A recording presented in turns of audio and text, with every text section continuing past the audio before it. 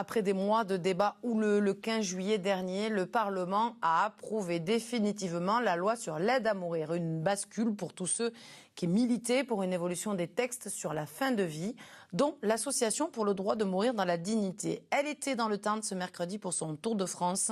Stéphane Compan avec Virginie Beaulieu. Des ballons colorés, des transats, une caravane aux aires de vacances. Difficile d'imaginer qu'ici, au cœur du marché, on parle de la fin de vie. C'est pourtant le pari de l'Association pour le droit de mourir dans la dignité.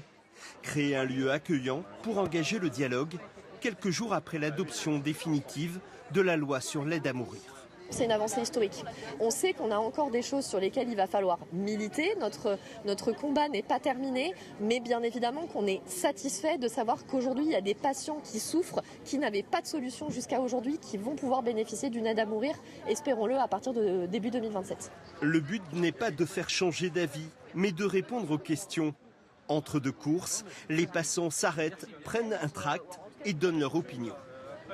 La loi, c'est une grosse bêtise parce que je pense qu'on a des soins palliatifs à mieux prévoir pour les gens au lieu de demander l'euthanasie des personnes. On ne peut pas faire de demande anticipée en dehors du champ de la loi actuelle, quoi. Rien ne peut s'inscrire en dehors de ce champ pour l'instant. Si on ne m'assiste pas comme je le veux, je m'assisterai tout seul.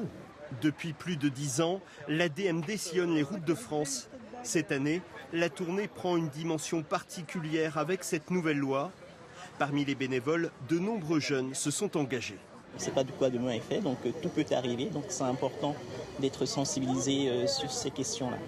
Après cette étape dans le Tarn, la caravane reprendra la route vers d'autres villes françaises, avec toujours le même objectif, ouvrir le dialogue sur un sujet sensible, mais qui concerne chacun d'entre nous.